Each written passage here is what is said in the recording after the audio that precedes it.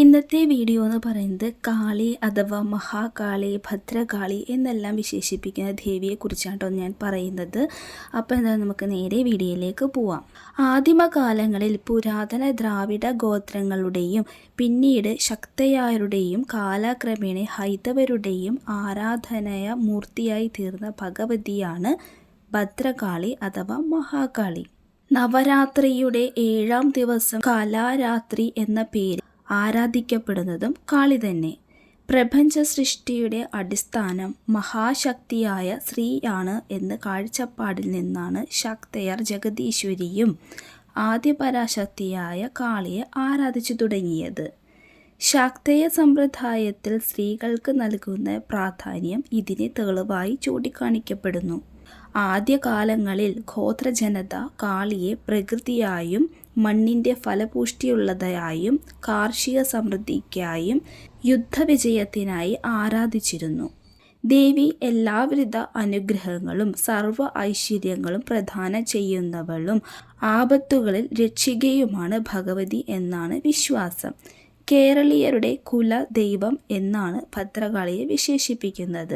കേരളത്തിൽ ഏതാണ്ട് എല്ലാ പ്രദേശങ്ങളിലും ചെറുതും വലുതുമായ ഭദ്രകാളി ക്ഷേത്രങ്ങൾ കണ്ടുവരുന്നുണ്ട്. ഭാരതത്തിൽ എല്ലായിടത്തും മഹാകാളി ആരാധനയ നിലയമുണ്ട്.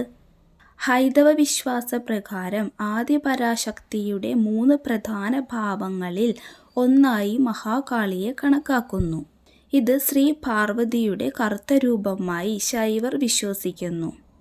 വിവിധ പ്രദേശങ്ങളിൽ പല പ്രാദേശികമായ പേരുകളിൽ കാളിയെ ആരാധിച്ചു വരുന്നതുമുണ്ട്. കാളിയുടെ സൗമ്യവും രൗദ്രവുമായ 10 രൂപങ്ങളെ ദശമഹാവിദ്യ എന്നറിയപ്പെടുന്നു. സപ്തമാതാക്കളിൽ പ്രധാനപ്പെട്ട ഭഗവതിയും കാളിയാണ്. ശ്രീഭദ്ര, ഭദ്ര ഭഗവതി, ചുരുക്കത്തിൽ ഭഗവതി എന്നും അറിയപ്പെടുന്നു. കാളി എന്നാൽ കാളുന്നവൾ, കറുത്തവൾ, രാത്രി കാലത്തെ നിയന്ത്രിക്കുന്നവൾ, കാരുണ്യത്തിൻ്റെ ഭഗവതി എന്നൊക്കെ പല രീതിയിൽ വിശേഷിപ്പിച്ചു കാണാറുമുണ്ട്.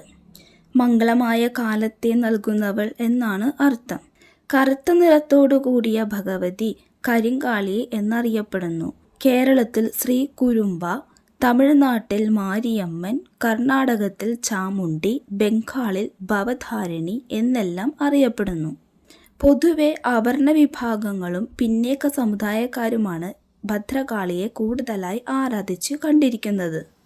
ആയോധന കലകളുടെ ദൈവമായി കളരികളിലും കാളിപൂജ പതിവായിരുന്നു. കളരി പരമ്പര ദൈവമായും ഭഗവതിയെ സങ്കല്പിച്ചു വരുന്നു.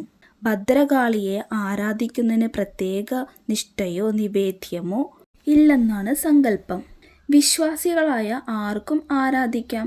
ഭക്തർക്ക് ഇഷ്ടമുള്ള ഭക്ഷണം നിവേദ്യമായി സമർപ്പിക്കാം എന്നാണ് വിശ്വാസം. ആ ബ്രാഹ്മണർ പൂജ നടത്തുന്ന ധാരാളം ഭദ്രകാളി ക്ഷേത്രങ്ങളും കുടുംബകാവുകളും ഇന്നും കേരളത്തിൽ ധാരാളമുണ്ട്. വീടുകളിൽ മച്ചകത്തും മുകൾ നിലയിലും കുടുംബദൈവമായി ഭഗവതിയെ കാണാം. ശാക്തേയവിധി പ്രകാരം തറവാട്ടിലെ അംഗങ്ങൾ തന്നെ നേരിട്ട് ഭഗവതിയെ പൂജിക്കുന്ന രീതി ഇന്നും വ്യാപകമാണ്. കാളിക പുരാണം കാളിയെപ്പറ്റി സവിസ്തരം പ്രതിപാദിക്കുന്ന പൗരാണിക ഗ്രന്ഥമാണ്.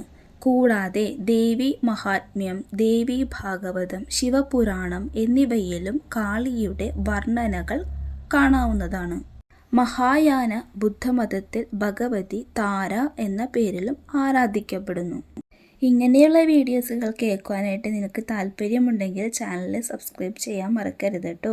അപ്പോൾ അടുത്ത ദിവസം നല്ലൊരു വീഡിയോ ആയിട്ട് വരുന്നവരേക്കും ടാറ്റാ.